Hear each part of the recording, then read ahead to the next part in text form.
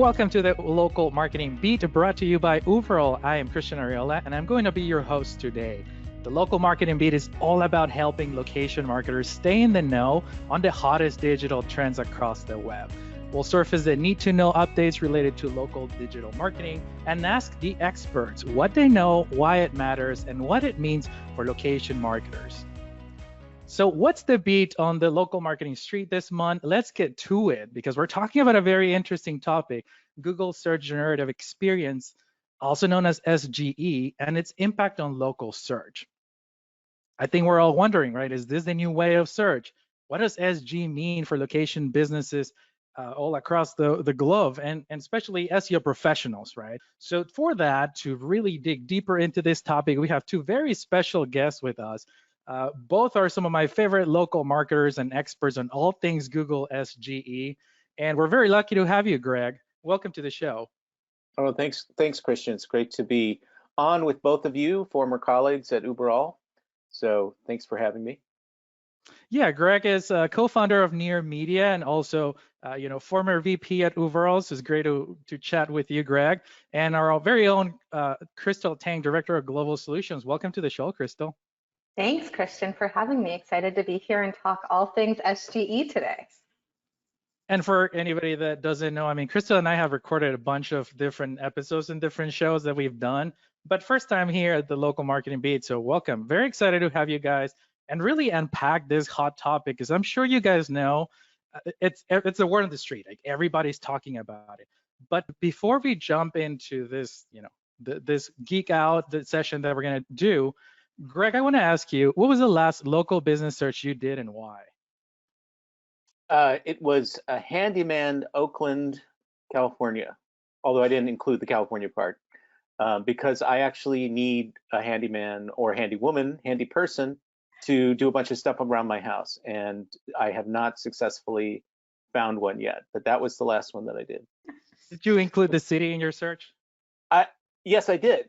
I did them both. Actually, I did near me and Oakland, which is the city. What about you, Crystal? So I actually did a search last night because I am out of film for my mini Polaroid camera. So I did an in stock near me for Instax mini film.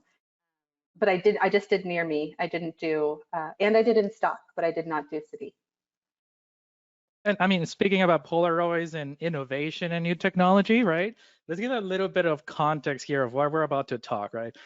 Google just recently had Google I/O event, big conference with their reveal products and a lot of the innovation that they're releasing, including search. And this is where they announced SGE.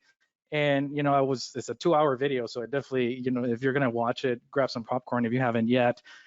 But this is the concept, like Google bringing that similar approach as Bing, right? Where it's bring ChatGPT into Bing, Google's bringing Bard into their new experience of AI with search.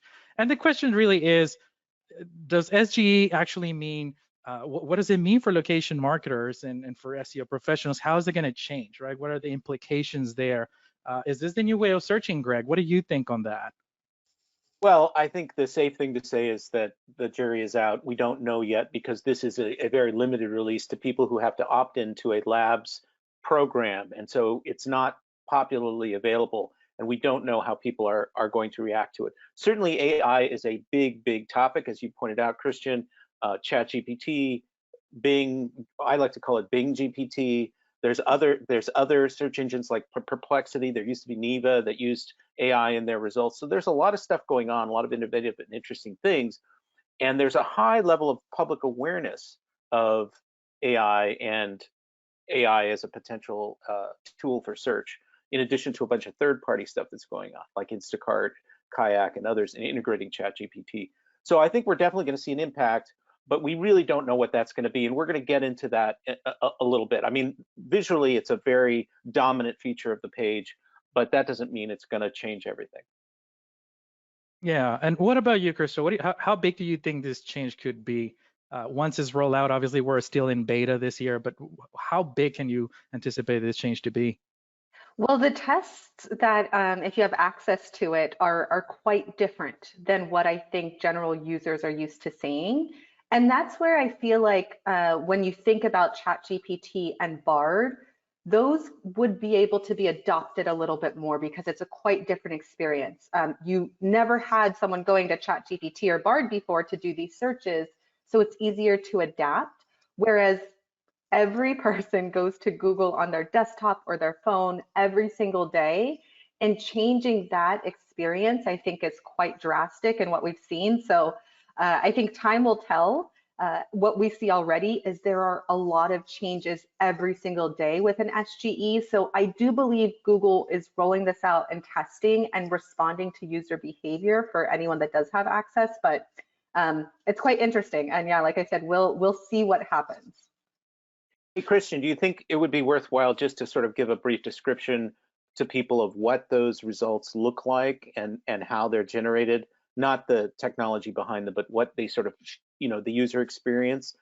We have a lot of people listening who are probably familiar with it, a lot of SEO types and sophisticated marketers, but there may be some people who haven't used it and haven't seen it. Do you think that we should spend just two seconds on that? Yeah, absolutely. Just for some context, well, just Crystal, you can supplement this. Basically, what you have is you launch a search, and then you either get an automated result, which appears at the top of the page like a giant featured snippet against a colored background. There are a different number of listings. There's a carousel up in the right, and you can manipulate the formatting of the presentation. And so you may have 3 results, you may have 5 results, you may have a whole bunch of results. Product results look very different. Local results look sort of like an expanded version of the local pack. Then in other situations, you have a kind of colored bar across the top of the page which says generate, and you have to actually click the button to generate the result. So in the first case, it was automatic, it just showed up. In the second case, you have to opt in essentially. And then in many cases, there is no SGE, there is no AI result, and we'll talk about that in a little bit. It's not even an option. And it looks very different on desktop versus mobile. On mobile, it completely dominates the screen. On desktop, it's very visually prominent, but you can still sometimes see many of the organic links in the local pack beneath it. Yeah, and I think I like right now, I think it was smart of Google to run the beta within existing results because it's helpful to compare.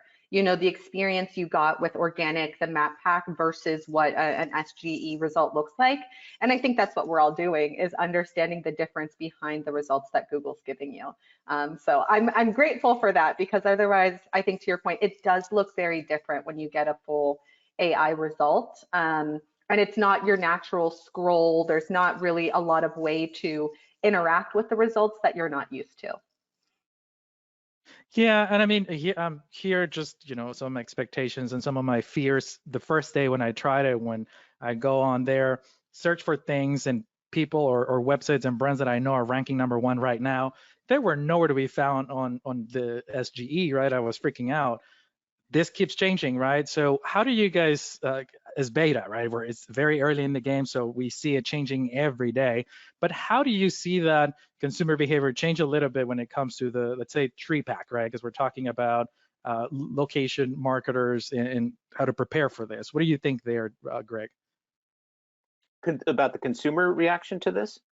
Yeah, because we don't really have any good empirical data. We only have a lot of anecdotal information, and everybody's sort of trying to assess what the impact is going to be. I have a very ambivalent relationship to SGE. I like it on the whole. I'm not sure it's particularly helpful, just as a practical matter. But I have wanted to see the SERP change, because I have some critiques of the SERP. So I kind of like it that they're changing things, but I'm not sure that you're getting a lot more value from it. I think that people will inevitably respond to it because it's right there. It doesn't obscure the ads. Ads are not changing at all. Ads still have a prominent place, but it's so visually prominent and captures so much of that real estate on that page. I don't think how people will definitely respond to it unless it's not there. Yeah, and for those of you, listening and watching, I think we can pull up some examples here so we can really emphasize a little bit more into this whole like, hey, how different is this we're talking about? Especially because the beta, as I understand, is only available in the US. So I know people watching anywhere else, they probably haven't been able to play with it. So Crystal, why don't you guide us through example one? Because I know this is the way you search, right? Like I love it, but it's definitely not the way I would search for a restaurant. Yes, yes. So I do a lot of traveling. I meet like my team or clients in other places. So I did what I think is a typical local search. And you can see here like lively restaurants in New York City, which if we're thinking about and comparing what a local result would look like pre-SGE, I'm definitely going to get a map pack with possibly some, organic links underneath going to like TripAdvisor and Yelp top 10 lists, top 25 lists. Like I know what to expect. And here you can see the SGE result. So the first thing that I see is Google is going to give me what they believe is like what I'm searching for. And this is where I think the AI comes in. So you can see like there are many lively restaurants in New York City, including spots known for their cocktails, Italian food, and French cuisine. That part I think is actually quite interesting, where they call out specific details about the restaurants that they've decided to choose that, from my perspective, don't necessarily have anything to do with my query. But I think that's also like just me being a searcher trained on how to search on Google to get the results I want. It's quite interesting to see. So you can see we've got, 5 listings here. They all have kind of similar detail that we're used to, but I think one of the really big things missing from the map pack are CTAs. You don't see, like, I don't know what to do when I get this list. I don't see a click for a button. I don't see driving directions, menu, food ordering, all of those things I'm used to. So I think from like a standard consumer perspective, I'm just given information. But it doesn't actually draw me to take an action. So I think that is a pretty big shift to what we're used to. If I hover over some things, I will see that they can be clickable. So you can see if I hover over like the name, then I believe I can click on the listing. But again, it's a little bit different than what I'm used to from a map pack. And then just other interesting things, like it is still pulling out things like reviews and price and categories and cities. And then there are like these little descriptions where it'll like describe the place. Some of it call out just like the features in the menu. And then you have other ones that call out like the number of reviews. And again, I think this is Google's attempt at pulling out the content and information that they know about this place that they believe will be relevant to me to make a decision. But I'll pause there. I was going to say, Christian or Greg, anything you kind of want to call out about like the map pack result here on this local search? Well, I wanted to add that in this particular case, it's not always true in every case, in every local search. All 3 of the map pack, all 3 of the local pack results are present in the SGE result. And that's, it's often the case that you'll see 2 out of the 3 local pack results showing up in the SGE results. Sometimes fewer, but in this case, it's all 3. So there's a kind of double dip here for those restaurants. That would be the sort of most obvious point I would make. I think that's perfect. The other thing that I think that we don't know yet. So if we're looking at SGE and we're imagining a world like, our understanding is this is in beta until the end of the year, and then maybe it rolls out broadly in January. That's kind of the understanding. I think my question is, what happens to the results right now that are below? Like, will there still be some sense of organic, or is this like gray area everything? And so you can see there's the listings, there's the map, and then up here we have this carousel that you can interact with. So it scrolls and it looks like there's 20 different articles going to other sites that should be relevant. These are kind of similar to the organic results, but also a little bit different. And then there's this nice little navigational tool that if someone didn't tell me, I probably wouldn't have realized. And like, this is what I think Glenn Gade had mentioned. It's called the bear claw. But if you click on it, it expands to basically pair the local result with the associated organic results in this kind of carousel that opens up and gives you just even a quite different experience. So I don't know how I feel about it. I do think it's probably friendlier for places where there's like, you know, the Digital Markets Act in Europe, where, you know, Google isn't supposed to be self-preferencing. So I think it brings in a few different aspects to pull in different sites. But I don't know. I don't think it's quite intuitive or super user friendly. You talking about the bear claw in particular? Yeah, well, the Yeah. bear claw, and then the whenever you pop out into that, and like just the results and the, you know, the cards, the way they're presented. Right. So one thing, couple of points I want to make about the horizontal carousel that's above the map. So all of the listings that appear on the left side vertically are present in the carousel, and you click on them and it loads the knowledge panel within the existing display. You don't click away to anything. But if you click on the directories, oh, actually I'm wrong. It's a navigational search. Sorry, come in again. No, I know, and that I think changed. Yeah, I This think is I something think that's that right. I think that's right. Originally, when I was doing it, you got the knowledge panel, and now they're taking you to a Google SERP, which is a navigational search for the particular business. So what happens on the left, if you click any of those results, you get what I was describing, which is the loading of the knowledge panel. But if you yes. click in the carousel, then it takes you to a new SERP. It doesn't take you to the website, which is odd. It takes you to another Google SERP, and then you can click through and get to the website. If you click any of the directories, so there are websites and then directories, individual businesses and directories, then you go to, let me just click this to make sure that I'm not going to some weird place that didn't exist before. Yeah, then you go to the actual directory. So that's a direct navigational link to the directory itself. So it's kind of confusing. There's real inconsistency there, which is sort of weird. And I think the bear claw display, while marginally interesting and maybe useful, is kind of a wasted opportunity. They could do something more interesting and different, more in depth with that alternative presentation. Yeah, no, I completely agree. I was going to comment, I'm not a fan either of the listing opening up when you click on it in the panel, and it's kind of skinny. I don't think it gives off a lot, and it's not a good representation of the business compared to what like a knowledge panel today looks like. So I hope as they get more or decide to leverage more of the real estate they have on the search results, that expands, because I don't think it does much for business owners. And as things keep changing, I also think, like, you know, the first few tests that I did was all about, you know, best restaurant or best home remodeler, right? And I could tell right away that the amount of reviews and the rating was one of the primary ranking factors. I can already see that it changed now, because I can see that that's not number one necessarily. It could be the highest rating, can be number 4 or 5.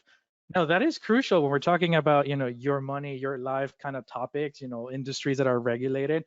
And I know, Greg, you've been doing a lot of testing there. So what can you tell us when it comes to, it could be local or content, but in this industries that you technically cannot say, hey, I am the best attorney, unless you actually, you know, there's a lot of caveat there. So what have you discovered there on that, on your experiments there? Well, what I tell you today will be wrong tomorrow, as my recent That's example true. illustrated, because this is sort of so quickly developing. So when I initially started testing this, I assumed that the your money or your life topics would not appear in SGE. And I did a bunch of those queries in healthcare and some other areas. And in fact, they did have results. And they not only had results, they were auto-generating them, meaning they were showing up. They didn't force me to opt in to see them. And then within a few days, I went back and did some of those same queries, and suddenly there were no results at all. And I couldn't even click the generate button to get them. And we have some examples here that are kind of interesting to illustrate, like the kind of confusion or ambivalence or in process nature of this whole thing. I mean, Crystal, why don't you take us through one or two of those? Yeah, so if we pull up this example, the search is for recommendations for car accident attorneys in Dallas. And as Greg kind of mentioned earlier, when you start this search, you do have to force a generative AI result. So I get the bar that says, would you like to generate a result for this? So that is, again, something that I think varies by industry, by location. And I don't even know what else may trigger that, but it doesn't default to these. And this is what I think, as you mentioned, when it first launched, was defaulting to some AI results, but now it's not necessarily. But you can trigger it. And you can see here, I get now a 4-pack of results. And again, this may change. It may turn into a 3-pack. It may turn into a 5-pack. But I get a 4-pack of results. I get the map pack, and I get some of these, organic results under the carousel at the top.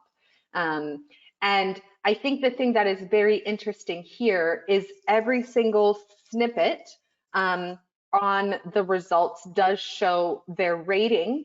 It says it's 4.8 out of 5 stars from 246 reviews. Like, that is very, very detailed.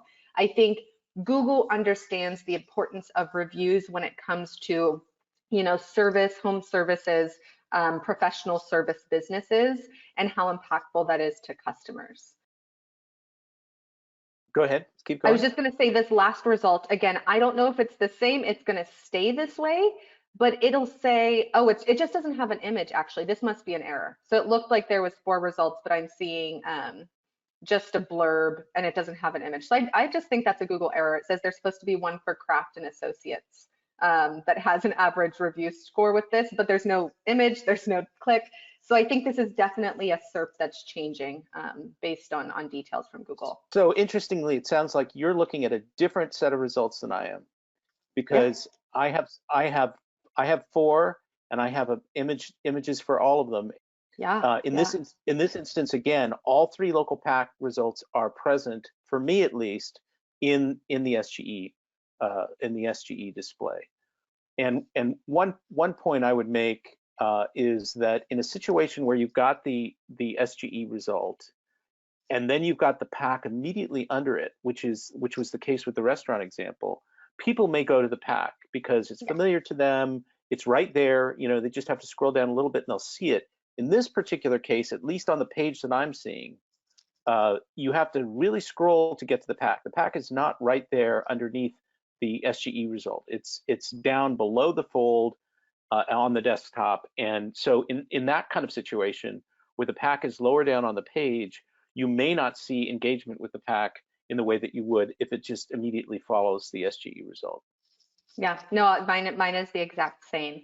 And it's also interesting to see the elements that Google shows on the pack that are not present out of the box in SGE. So for example, things like justifications for reviews and the time that the business has been operating, like those are not in the map pack, which I almost feel like those would probably be more relevant than the blurb about a personal injury attorney with an average rating there, because that's just repeated from the reviews and the category that you can already see. So I would hope to see some changes with how they handle and deliver that data as well. And one of the examples, not here today, we're not talking about this today, but in travel, in the hotel pack, they had tools, filters, and sort and filter capabilities in the SERP that made the local pack much more useful than the SGE result. The SGE result is basically a list. You can't really do any kind of filtering or refinement there, but in the local pack you could, and there were a number of categories, ratings and reviews, for example, and that made the local pack in that instance a much more useful tool than the SGE result. Yeah, completely agree.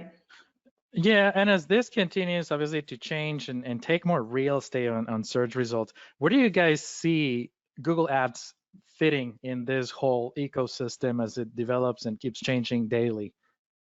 Google Ads? Yeah. The ads are the raison d'etre, if you will, for the whole thing. Ads are going nowhere. Nothing is going to touch the ads. Ads are sacrosanct. Nothing will interfere or impinge upon the ad in any way. It's like the circle of protection has been drawn around ads, and nothing will harm them. Is what basically we're seeing.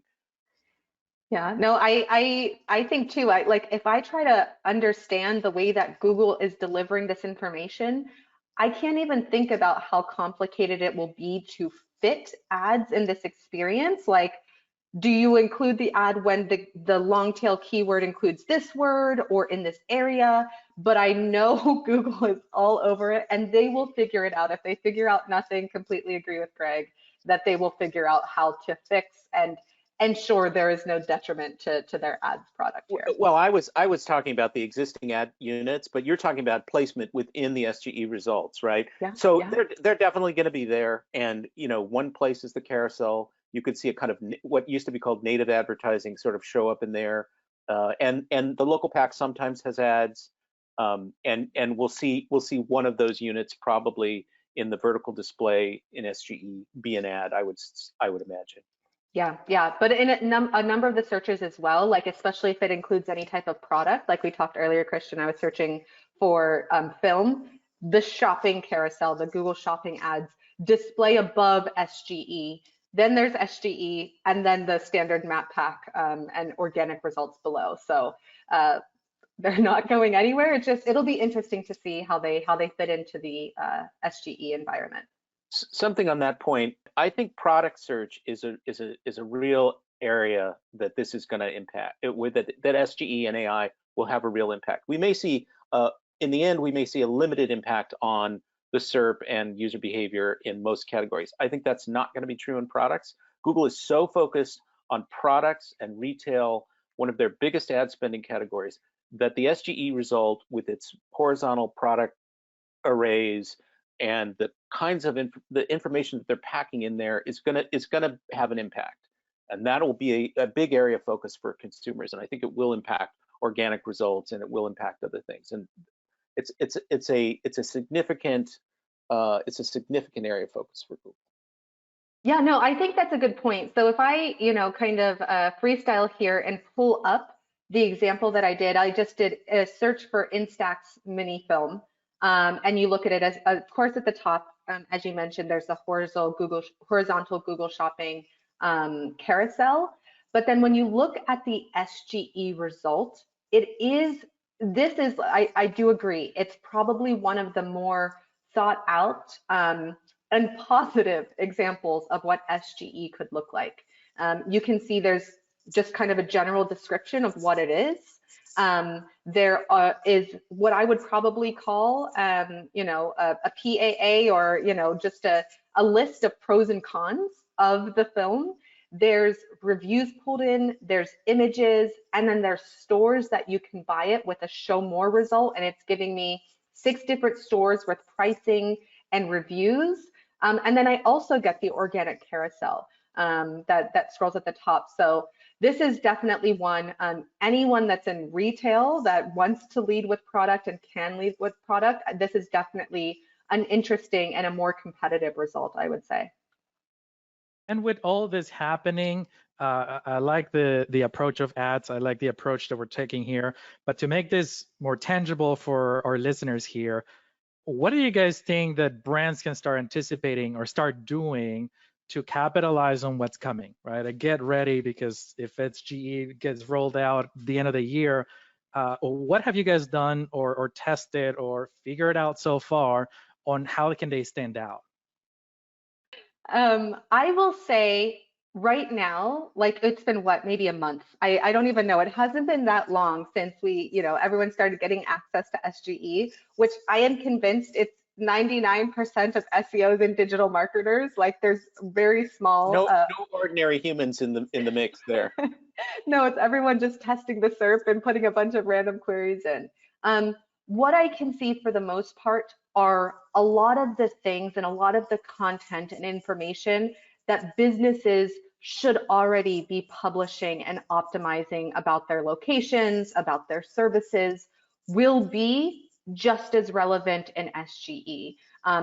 There's a few things that I have noticed though that look to take a little bit more prominence.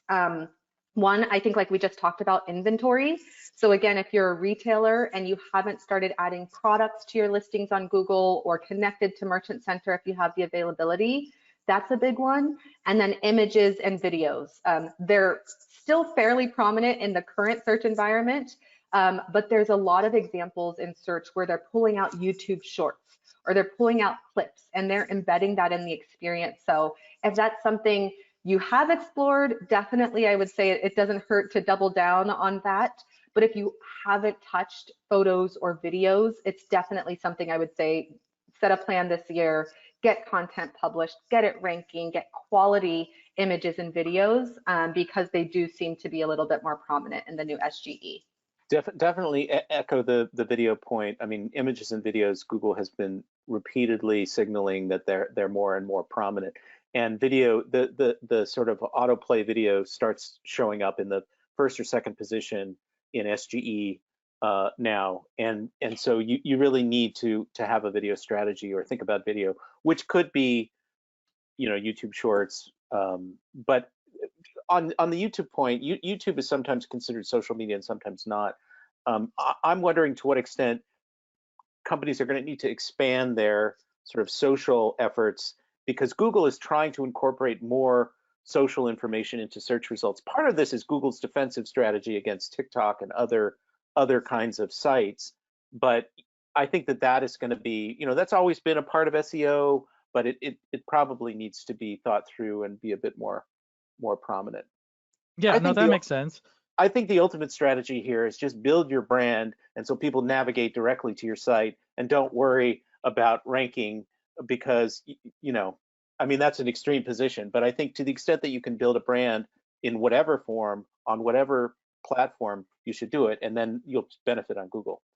Yeah, no, that is really, really solid advice, is build for your customer, build a good experience, and if customers navigate to you, Google's going to be inclined to show you. And I have plenty of brand examples where I am a brand loyalist, so it doesn't matter where Google's going to rank them, I'm still going to go find them, I'm going to go shopping there.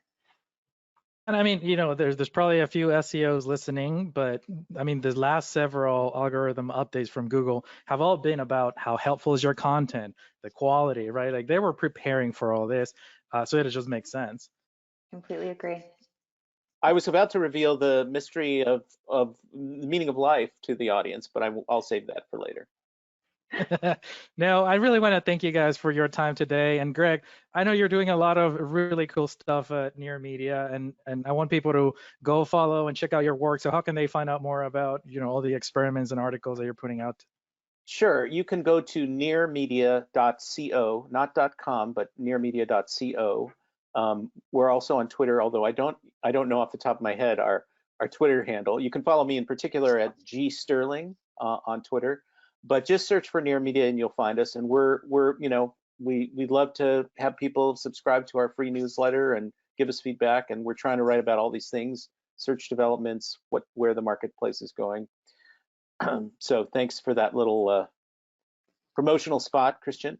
No money exchanged hands, and no commissions involved. And I guess, who knows, right? Well, we might be chatting again in 6 months and figure out what happened with all our predictions today. Oh, for sure. I mean, I think it'll be really fascinating to see what happens when they turn this on in January, I guess, of 2024. Well, with that, thank you so much for listening. If you like this episode of the Local Marketing Beat, please give it a like, subscribe, and share with your colleagues. There's a lot more really great episodes coming. You can also explore more resources in the description below. We'll learn more about Overall at overall.com. With that, I will see you next time.